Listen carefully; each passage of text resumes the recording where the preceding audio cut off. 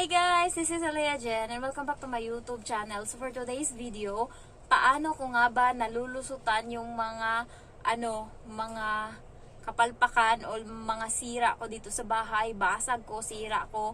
Kasi hindi naman natin maiiwasan magkakaroon talaga ng aksidente or makabasag tayo ng kung ano-anong mga gamit nila. Syempre, tayo yung kumikilos kaya minsan hindi mo talaga ma-explain yan.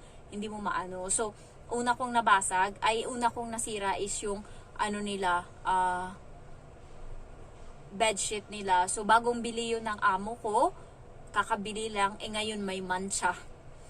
Yung kasi, kamay ko na nasugatan nung naghihiwa ako. Alam ko na sa sarili ko na masusugatan yung kamay ko, pero tinuloy ko pa din talaga. So, alam ko na, masusugatan ako. Sinadya, ko na talaga yun. Alam ko na sarili ko na masusugatan. Hindi ko lang alam kung bakit sinadya ko pa din. So, next is, naglinis ako ngayon. Nagpalit ako ng bedsheet. Pagpalit ko, hindi ko napansin na dumudugo pala yung kamay ko na may sugat.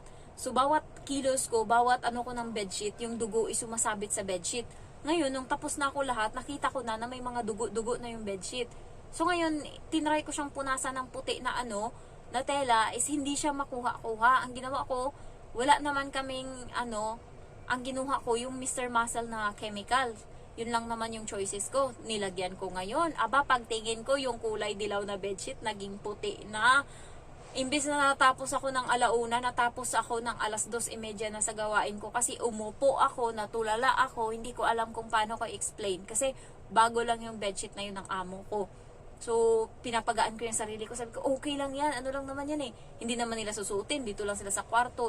Pangtulog lang naman nila yan. So, baka hindi naman magalit. Kino-comfort ko yung sarili ko. Pero alam ko talaga na mali ko talaga.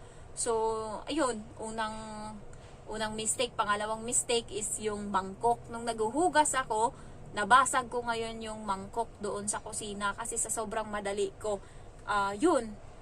Nagkaroon siya ng So, hindi ko sinabi sa amo ko na nabasag ko yung, halimbawa, bowl to.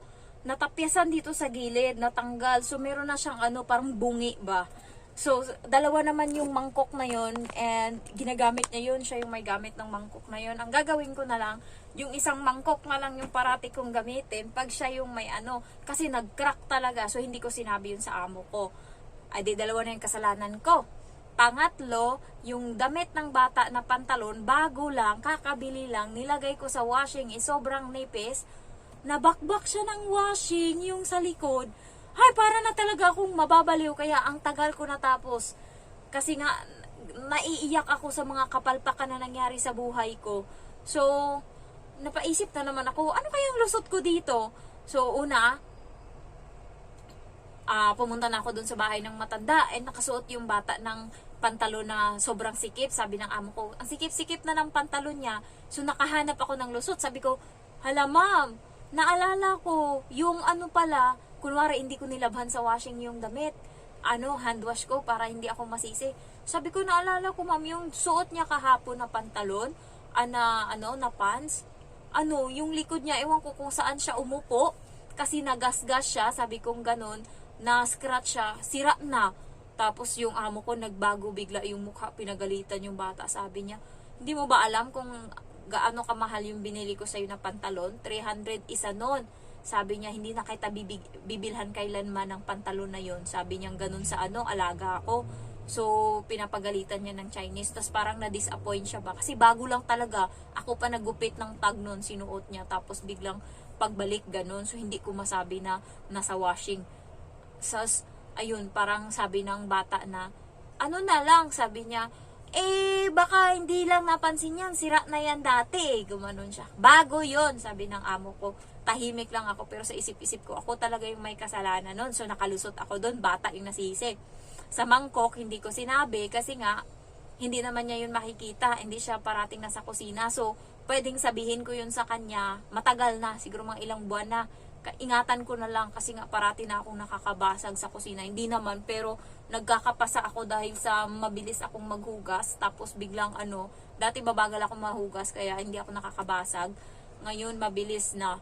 So yun, bagalan ko na lang sa sunod. Yung sa bedsheet naman, pag uwi ko sa bahay, yung patulog na sila, yung pagpasok ko dun, sabi ko, ay ma'am, nalagyan pala to ng kanina. Sabi ko, hindi ko sinabing kanina. Sabi ko, nalagyan to ng ng puti. Sinabi ko, buti naisip ko na wag sabihin ng kanina ko nilagyan. Kasi nga, sabihin nun mga ngamoy bleach yan, baka ganyan. Sabi ko, nilagyan ko nung nakaraan kasi nga may stain. Sabi niya, ano yung stain? Sabi niya, anong mancha meron dyan? Sabi ko, dugo ata. Maitim. Sabi ko, ganun. Tapos tahimik siya kasi minsan nagkakadugo-dugo yan siya. Dumidikit minsan sa sa kumot, tapos hindi na nakukuha. So, yan, sabi ko dugo. Kaya nung tinry kong kuhanin, hindi na maano. Yung ano ba nilagay mong gamot? Chemical. Sabi ko yung Mr. Muscle. Kasi iniisip ko kung bleach sobrang tapang. So, hindi ko nilagay. Wala namang ibang ilalagay doon. Mr. Muscle lang. Sabi ko ganon. Sabi niya yung isa, yung pink, yung yung kahit na ibang kulay ng damit, hindi magbabago yung kulay pag nilagyan mo. Sabi ko, ubos na yun, powder na lang yung natira. Sabi niya, it's okay, okay lang yan. Sabi niya ganun. Tinanong niya lang ako kung ngayong araw ko nilagyan yun ng chemical o nung nakaraan na bago ako maglaba. Sabi ko, nakaraan bago ako maglaba. Buti na lang kamo, nung nilagyan ko yun ng tanghali ng chemical, tas nagpanik ako bigla, inano ko siya ng tubig, hinugasan ko, tas kinuhanan ko pa ng mainit na tubig nung tanghali, tas binuhusan ko, kaya yung amoy ng bleach is nawala talaga siya, so hindi na naaamoy, so nakalusot ako doon. Kaya ang ginagawa ko guys, kapag nagkakamali ako, antayin ko munang, tingnan ko muna kung lumamig yung ulo ng amo ko bago ko sabihin yung nangyayari. So ganun yung technique ko para hindi ako masyadong ma-award ng malala. And then, dati nung nakabasag ako, hindi ko sinabi ng umaga. Kasi pag umaga, mainit ulo niyan, kakagising lang. Sabihin mo, pag mga tanghali na, kalma na. O kaya, gagawa muna ako ng, ng mabuting gawain. Ano ba yung ginawa ko nung nakaraan? Na alam kong nagkamali ako. So, ang ginawa ko is, piniplis ko ba? Ano nga ba yung nasira ko?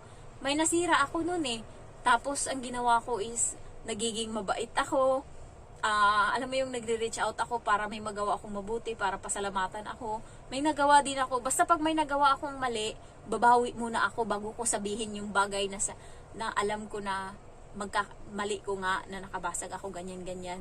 So, yun yung tinatry ko. Ayan yung technique ko kung paano ko nalulusot yung mali ko, nalulusutan yung mali ko. Hindi ko muna sasabihin, pero sasabihin ko ngayong araw, pero papalamigin ko muna. Hindi sa umaga ko sabihin, hapon, o tanghali, o gabi. So, at ang gagawin ko muna, bago ko sabihin yung bagay na yun, is gagawa muna ako ng mabuti. Katulad nung may kasalanan din ako, hindi ko lang masabi-sabi. Isa pa sa mali ko. Nagsinungaling talaga ako nito. Alam mo yung card na maraming stamp, na puno na, kulay blue, natapon ko. Kasi nga, sa isip-isip ko, hindi na to kinakailangan, ang tagal-tagal na yan dito nakatambak, hindi naman hinahanap. So, tinapon ko ngayon. Linggo, day off ko. Tapos, nauna silang magising sa akin. Grabe talaga yung hiya ko, nauna silang magising, tapos yung amo ko yung gumagawa, tapos natataranta na siya. So, sabi ko sa kanya, sorry kasi late ako. Sabi niya, okay lang yan, day off mo naman ngayon. Ngayon, hinanap niya yung blue na card na yun, hindi ko na mahanap. And then, naalala ko, may tinapon ako. Sabi ko, anong kulay ba yun? Sabi niya, blue, na maraming stamp na. Ano na yun eh, sabi niya maraming stamp. Sabi ko, sige, hanapin ko. Tapos, naalala ko nung pag-alis na nila, nag-iisip ako kung ano yun. Hanggang sa naalala ko, tinapon ko. Ngayon, talaga, ang laki ng kasalanan ko. And sabi niya, hanapin ko bukas kasi day off ko ngayon, Linggo, Lunes ko hanapin. So, alam ko na sa sarili ko na nawawala. Pero nung Lunes, hinanap ko pa din dito sa may gilid nitong kwarto ko. Hinanap ko dyan, nakikita ng CCTV ni sa isa ko. Pero alam ko na sarili ko na nawala na nga yun. Tinapon ko na. Tapos hinanap ko din dun sa may basket. Talagang inisa-isa ko, nilinis ko. Tapos talagang alam ko, nadidepress talaga ako yun. Pinray ko pa yun na sana hindi siya magalit pag nawala. So, tapos nung hapon na, gabi na, yung bata may kinuha doon sa basket. Sabi niya, nakita ko to dito. Sabi niya, sabi ko, nilinis ko yan dyan. Tapos biglang singit ko yung Sabi ko, ma'am, minanap ko talaga yung pinapahanap mo. Hindi ko talaga siya makita. Sabi niya, wala na talaga? Sabi ko, wala na talaga. Tapos tahimik lang siya. Buti na wala na yun sa isip niya. Parang hindi na niya hinahanap. At least, sabi ko talaga, promise ko, pag nalusutan ko yung problema na ginawa ko na nagtapon ako, hindi na talaga ako magtatapon kahit kailan ng kung ano-ano na. Feeling ko basura na, pero kailangan pa pala nila. So, hindi na. Huwag kayong magtapon ng mga papel-papel kasi minsan kailangan pala yan nila. So, buti na lang hindi ko tinapon yung isa na hinanap nila kagabi. Buti nandyan pa. Kung hindi, nako. Kaya hindi na talaga ako magtatapon ng kung ano-ano. Kasi nga, maano ako eh. Ako yung napapahamak kasi ako lang naman yung tao dito sa bahay. So, ayun lang. Tips ko para hindi kayo makabasag. Bagalan nyo lang yung kilos nyo. Pero wag naman yung sobrang bagal. Pero yung aksidente talaga hindi mo maiwasan. Ayan. Yan yung problema. Kaya buti na lang yung amo ko maintindihin. Pero yung nanay nito, grabe ugali. Hindi mo maintindihan. Salbahe talaga. So, parati yung bagong katulong doon umiiyak. Buti yung amo ko. Kasi siguro kaya hindi nagbago yung ugali ng amo ko. Ano siya, mabait siya. Kasi plastic yung mama niya. Pagkaharap sila ng mga anak, hindi nagagalit yung mama. Pag wala na, doon na nagagalit. Sa umaga, yung katulong nila, sasabihin na magandang umaga po sa atin. Hindi talaga yung sasagot, edi ulitin ng katulong. Akala hindi lang narinig. Wala talaga, nakasimangot lang talagang ganun. So, buti na lang yung amo ko hindi ganun.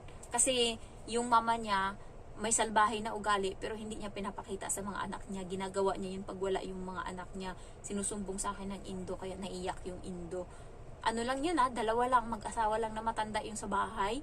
Tapos 1,400 square feet pero grabe yung trabaho. Hindi siya makapagpahinga, pagod na pagod siya, umiiyak siya. So yun yung kwento ko kung paano ko nalulusutan yung mga kapalpakan ko. So inaano ko lang, always pinipray ko na sana hindi ako makabasag, makasira ng gamit kasi yun yung ano ko talaga na sana lang talaga hanggat maaari ayoko na makarami ako ng basag dito sa bahay. So thank you for watching and I love you all. Bye bye.